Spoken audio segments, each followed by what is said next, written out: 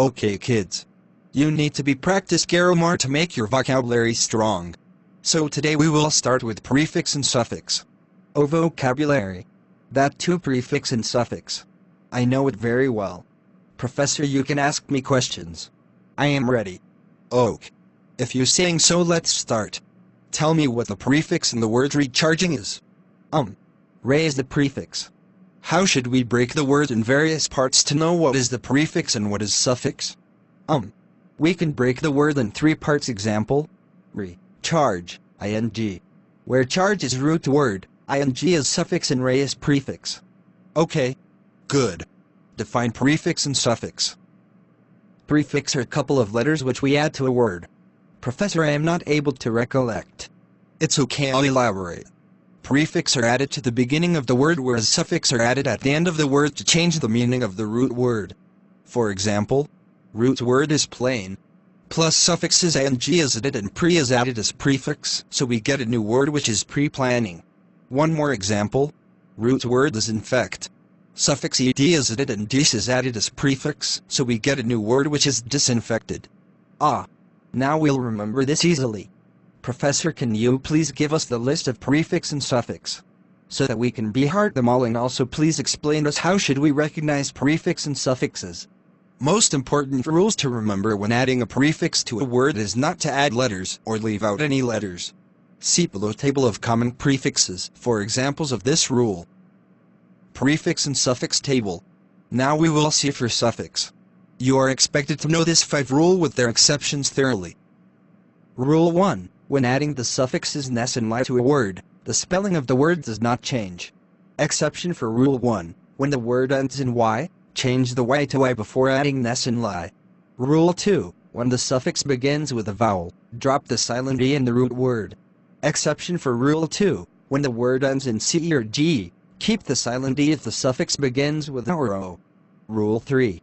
When the suffix begins with a consonant, keep the silent e in the original word. No exception for Rule 3. Rule 4. When the word ends in a consonant plus y, change the y to I before any suffix not beginning with I. No exception for Rule 4. Rule 5.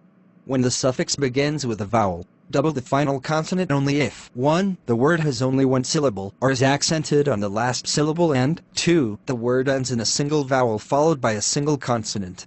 No exception for rule number 5. I hope you have understood. Yes, Professor. Let's revise all the rules once again. Quickly. Rule 1. When adding the suffixes ness and lie to a word, the spelling of the word does not change. Exception for Rule 1. When the word ends in y, change the y to I before adding ness and lie. Rule 2. When the suffix begins with a vowel, drop the silent e in the root word. Exception for Rule 2. When the word ends in c or g, keep the silent e if the suffix begins with a or o. Rule 3. When the suffix begins with a consonant, keep the silent e in the original word. No exception for Rule 3. Rule 4. When the word ends in a consonant plus y, change the y to I before any suffix not beginning with I. No exception for Rule 4. Rule 5.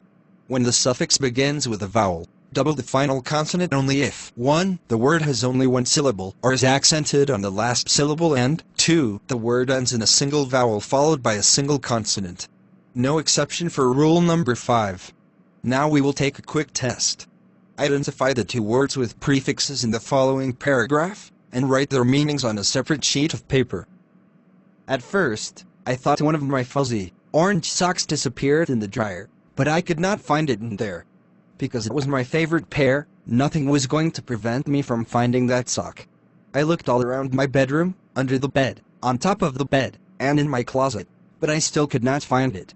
I did not know that I would discover the answer just as I gave up my search. As I sat down on the couch in the family room, my dad was reclining on his chair. I laughed when I saw that one of his feet was orange and the other blue. I forgot that he was colorblind. Next time he does laundry, I will have to supervise him while he folds the socks, so that he does not accidentally take one of mine.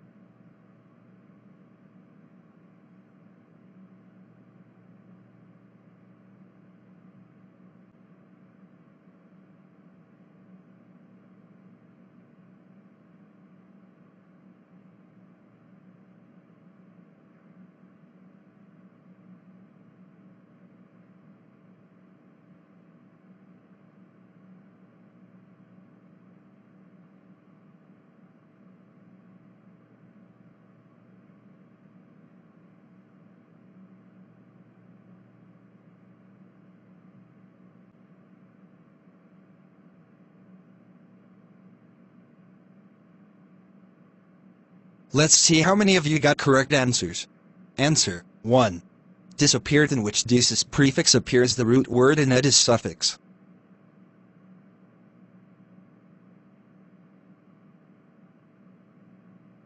Now many of you all have chosen reckling as your answer, but let me tell you the word was formed by adding the Latin prefix re to the Latin verb clinner, which means to bend.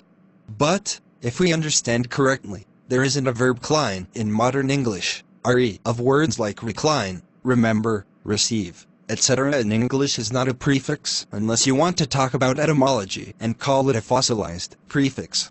There is no practical reason to break these words into their historical morphemes.